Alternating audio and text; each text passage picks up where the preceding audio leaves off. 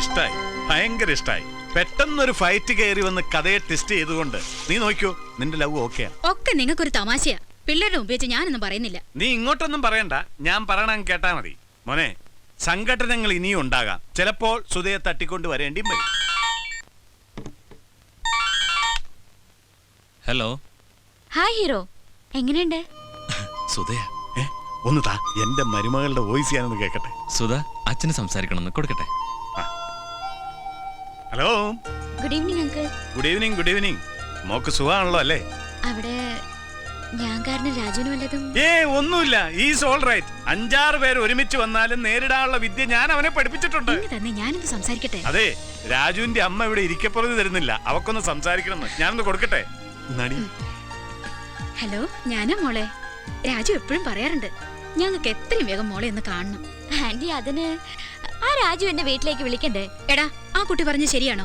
നീ എന്താ കുട്ടി ഇതുവരെ ഇങ്ങോട്ട് ക്ഷണിക്കാതിരുന്നത്? ഇങ്ങതാ ചേച്ചി, ഞാൻ മിനിമോളാ. ചേച്ചിയെ ഞങ്ങൾ ക്ഷണിച്ചിരിക്കുന്നു, ചേച്ചി വരണം. Of course. ഒരു ദിവസം നിങ്ങൾ എല്ലാവരെയും കാണാൻ ഏട്ടന്റെ കൂടെ ഞാൻ തീർച്ചയായും വന്നിരിക്കും. ബൈ ദ ബൈ, എവിടെ റോങ് സിഗ്നൽ? ഞാൻ കൊടുക്കാം. ഡാ നിനക്കാ. ഹലോ. ഹായ് കുട്ടൂസൻ. പക്ഷെ ഞാൻ കുട്ടൂസൻ എന്നെ വിളിക്കൂ. അല്ല, കുട്ടൂസൻ ഇപ്പോഴും ബെഡിൽ മൂത്രം ഒഴിക്കാറുണ്ടോ? നിന്നോട് ആരാ ഇത് കട്ട് ചെയ്യാൻ പറഞ്ഞേ?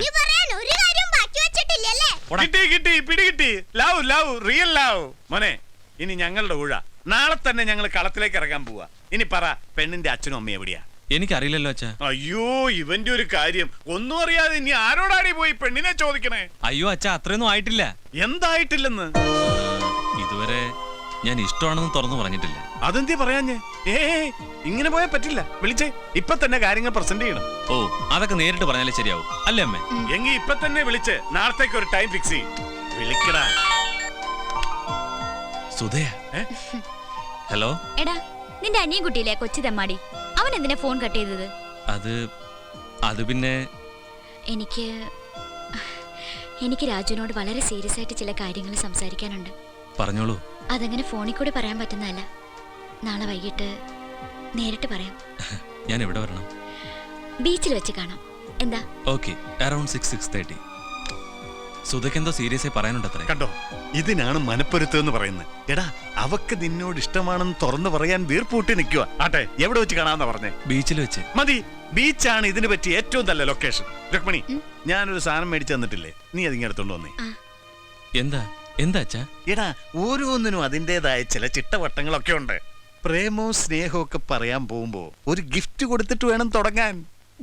ഐശ്വര്യമായിട്ട് നീ തന്നെ ഞാൻ കൊടറി വാങ്ങിച്ചു വെച്ചിട്ട് കുറെ ദിവസമായി. സമയമാകുമ്പോ പുറത്തെടുത്താ മതിയല്ലോ എന്ന് കരുതി.